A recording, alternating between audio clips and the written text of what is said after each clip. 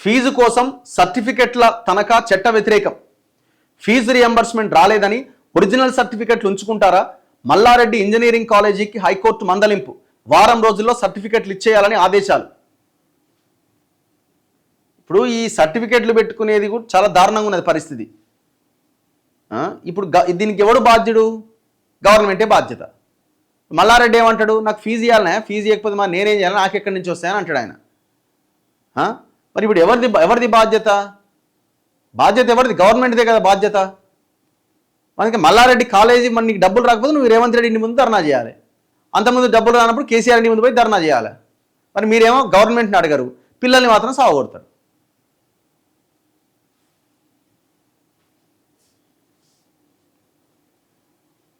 ఇగో fee చెల్లిస్తేనే సర్టిఫికెట్లు, బకాయిల పేరుతో విద్యార్థులను సతాయిస్తున్న యాజమాన్యాలు.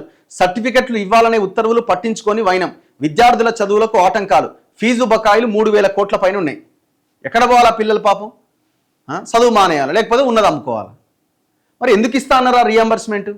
ఇస్తా అంటేనే కదా పిల్లలు చదువుకున్నది. నేను ఫ్యూచర్ సిటీ కడతా, అది కడతా, ఎవరి కోసం కడతా? పిల్లల కోసమే కదా. మరి ఫస్ట్ వాళ్ళ చదువు వాళ్ళని పూర్తిగా చదువుకునేలాగా చూడు కదా. ఆ రియంబర్స్మెంట్ బకాయిలు చెల్లించు కదా.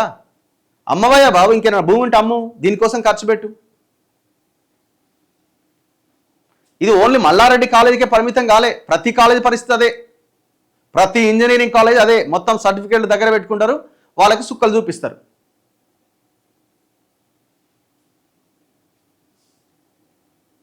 చివరికి ఏం చేసిన అబ్బాయి అంటే కోర్టుకు పోయినాడు. కోర్టుకు పోతే ఎట్లా పెట్టుకుంటావా నువ్వు, ఫస్ట్ సర్టిఫికెట్లు అని కోర్టు ఆర్డర్ ఇచ్చింది. ఫీజు రియంబర్స్మెంట్ రాలేదని విద్యార్థుల ఒరిజినల్ సర్టిఫికెట్లు అట్టి పెట్టుకునే చట్టబద్ధమైన అధికారం కాలేజీలకు లేదని హైకోర్టు తేల్చెప్పింది. ఒకవేళ పిటిషనర్ నుంచి ఫీజు రావాల్సి ఉంటే దానికి చట్టబద్ధంగా వేరే మార్గాలు ఉన్నాయి. ఫీజు కోసం సర్టిఫికెట్లు తనఖా పెట్టుకోవడం చట్ట వ్యతిరేక చర్య అని స్పష్టం చేసింది. కోర్సు పూర్తి చేసుకున్న విద్యార్థులకు ఒరిజినల్ సర్టిఫికెట్లు ఇవ్వని కొంపల్లి మైసమ్మగూడలోని మల్లారెడ్డి ఇంజనీరింగ్ కాలేజీని న్యాయస్థానం మందలించింది. తీర్పు కాపీ అందిన వారం రోజుల్లో సర్టిఫికెట్లు ఇచ్చేయాలని ఆదేశాలు జారీ చేసింది.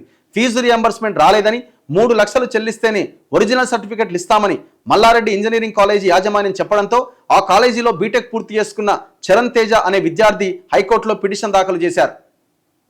ఈ పిటిషన్ పైన విచారణ చేపట్టిన జస్టిస్ జువ్వాడి శ్రీదేవి ధర్మాసనం ఒరిజినల్ సర్టిఫికెట్ల పైన విద్యార్థికి తప్ప ఎవరికి అధికారం లేదని స్పష్టం చేసింది. సో మరి అందరు కోర్టుకు రాలేరు కదా, మరి ఏం చేయాలి? రోడ్ల మీదకి రండిగా, అంతకుమించిన ఆప్షన్ లేదు. ఇక ఈ కాలేజీ సర్టిఫికెట్లు ఎవరెవరైతే దగ్గర పెట్టుకుని ఇవ్వకుండా సతాయిస్తారో కాలేజీ మీదే ధర్నా కూర్చోండి, ఇక తప్పదిగా. ఇప్పుడు ఆయన వాళ్ళు ఎవరో చదువుకున్న వాళ్ళు, పేరెంట్స్ వాళ్ళు వీళ్ళు ఉన్నారు కాబట్టి వాళ్ళు కోర్టుకు పోగలిగినారు. కోర్టుకు పోలేని వాళ్ళ పరిస్థితి ఏంది?